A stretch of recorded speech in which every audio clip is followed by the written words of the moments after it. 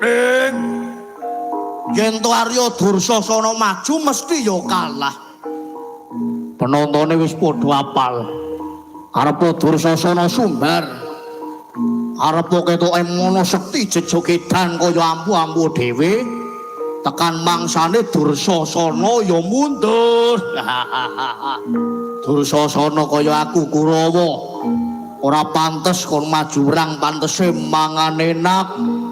Omben seger. Dolane menggon karaokean. Loh. Nyawang penyanyi kaya ning Wonosobo wingi. Nganggone gaun tengah mandan disuwek setitik. Dadi mandan Betawi. Mulane sing gender ganti.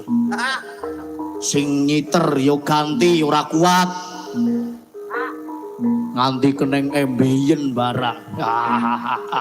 Busrite loro. Aku seneng banget bengi iki nyawang sinden cikar rambute mandan abang. Kang mongko wong wadon yen rambute diabang-abangi mesti mandan lenjeh. Mandan cara panganane kuwi mandan doyani. Apa meneh sinden donat tambah dina tambah bunder. Ora mung bunder donate ning bunder polongane donat. Donat yo memper yo ono bolongane.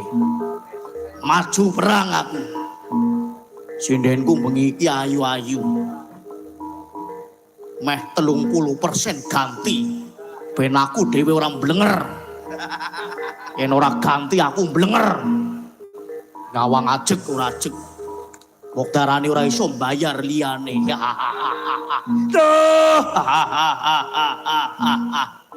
Manggua mbayar kaya Sinang Wonosobo. Syukur sindene numpake mobil bak. Nanti sing ngedram mriyang ora kuat. Ora apa-apa, prihatin bareng.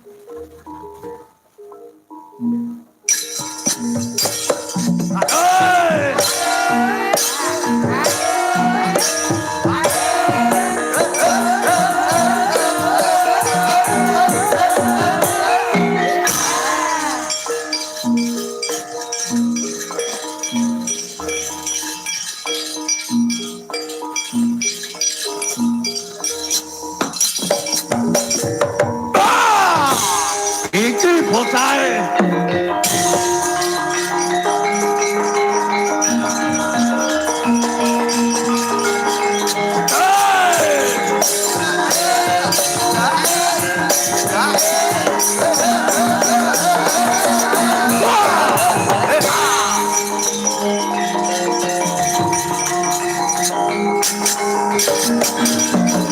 Adyo Polomboko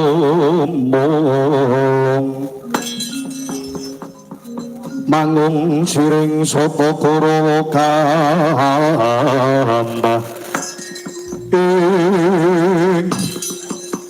ora pangling Gatotkaca Dursasana mapan pranyata. Lho kok kowe mapan ana ning bumi Ngaldaka sing dadi pendeta Begawan Jati Pitutul sapa?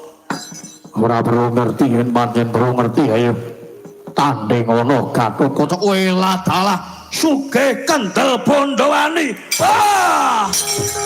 Aduh.